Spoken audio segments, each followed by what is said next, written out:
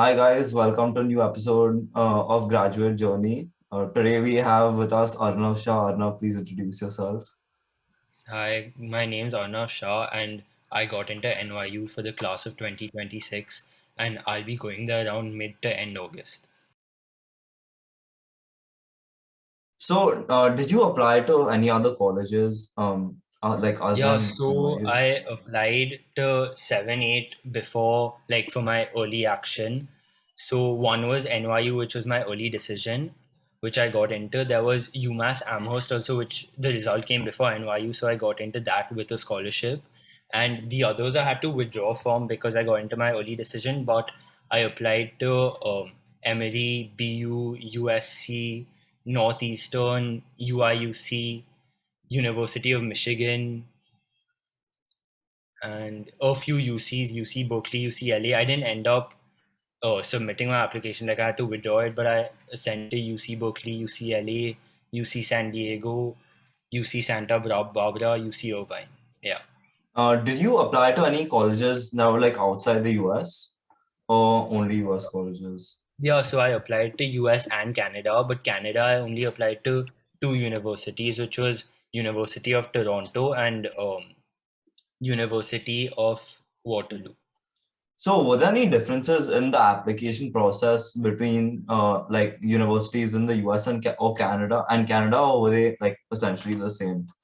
So mostly for applications for the US, you have to fill either a Common App form or a coalition form, and they basically have like similar requirements. So any 10 activities that you've participated in, any 5 academic honors that you've received, you have to upload your resume, and usually each university has around one or two supplementary questions that they ask you that are essay type answers that you have to answer. For example, like why do you want to go to this uni, why do you want to study this major at this uni, elaborate on one extracurricular activity that you've done.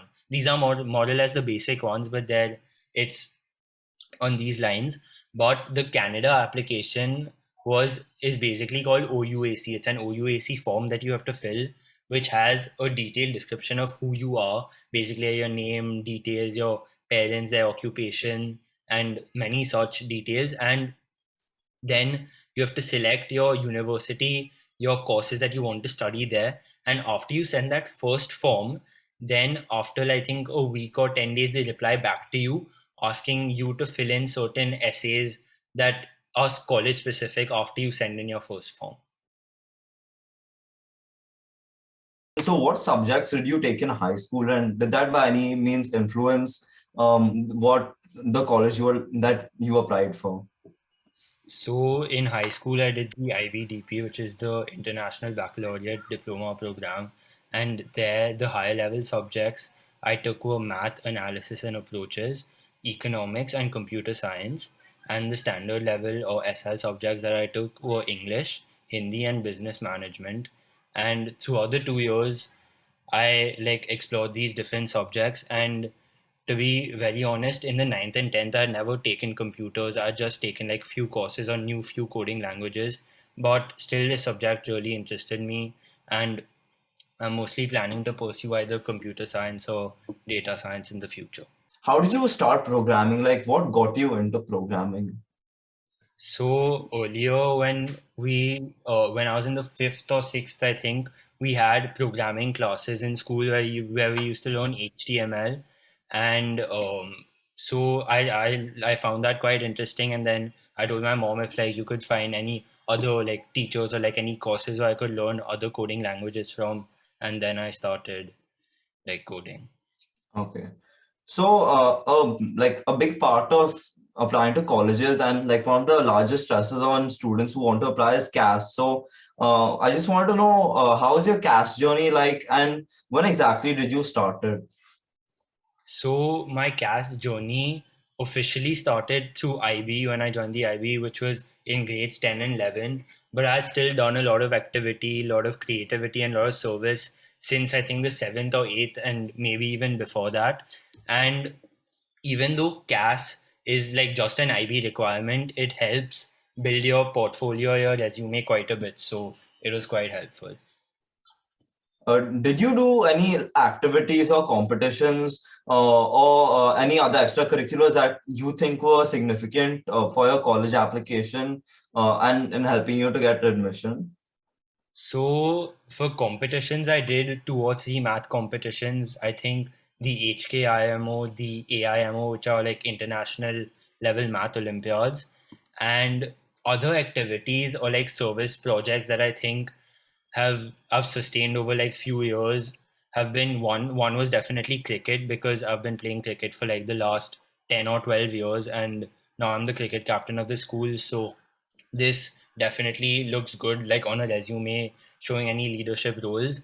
And even service, I started a initiative called Nakab, which is an initiative for the hard of hearing, where I supplied hard of hearing institutes and schools and many other rotaries with masks which have plastic windows, so they aid communication through lip reading.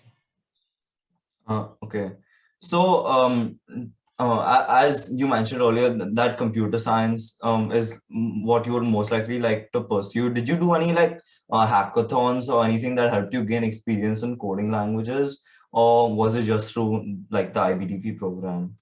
So it was through the IBTP program, but besides that, I also took a few courses, online courses, and I had classes where I learned coding languages. And there was also this, I think, 3 or 4 week ethical hacking course that I took. And even with this, like these computer science skills that I learned, I procured a facial recognition software for Nakab, where on putting a code into like your terminal on a Mac, you get an individual's nose to chin dimensions and your lip width to customized masks. So this is That how I view computer science. Yeah. That's really interesting. Do you think like your use of computer science like made it better for your college application since you intended to intend to take a field in computer science? Yeah, I think like what I've done over the last 2 years has helped a lot, because to be very honest, earlier when I started doing comms in like I think the sixth or seventh, I had a teacher who wasn't like the best and who didn't like really explain the concepts that well. So that time I started like disliking the subject, and it came to such a point that I wasn't going to take it in the IB. And my mom just insisted on me for doing 2 or 3 classes with a different teacher to see how I like the subject or if I'm understanding it better now. And when I took those classes, like it really made a difference to me, and it like opened up many doors because I really liked the subject. Yeah.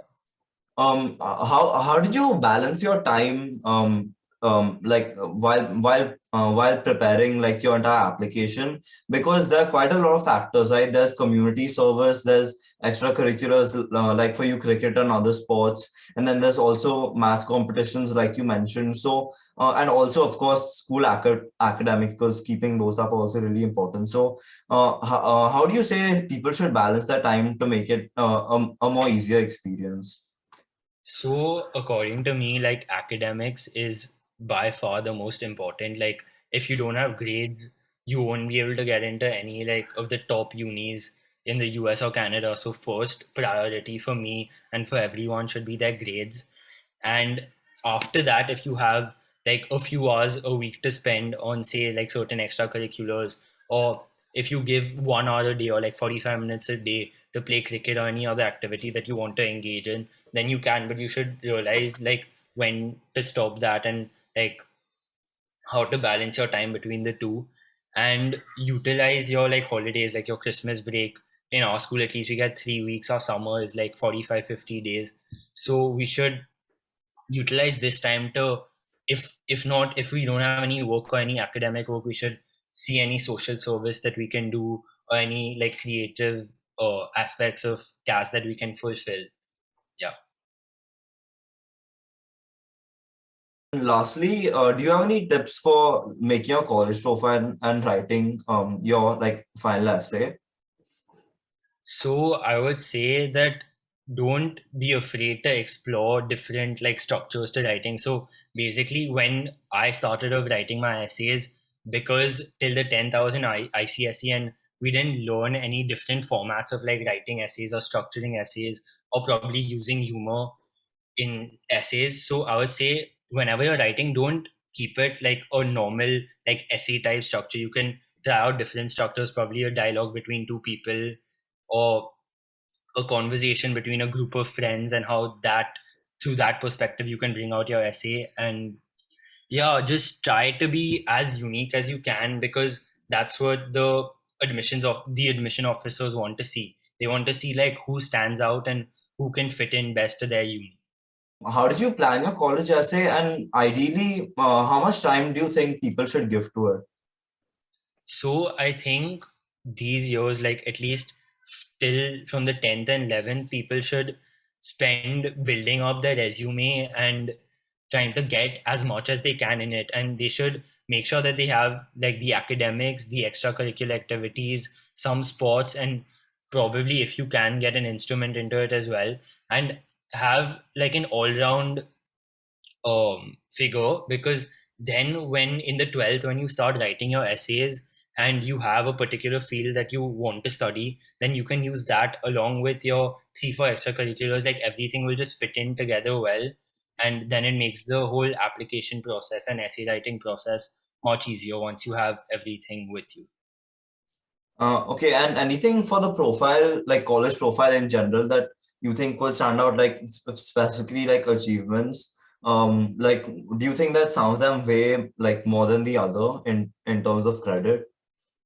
So I don't think any, like, as long as you have enough on your resume, just like make sure it's well spread out. So you should have enough creativity, activity, service.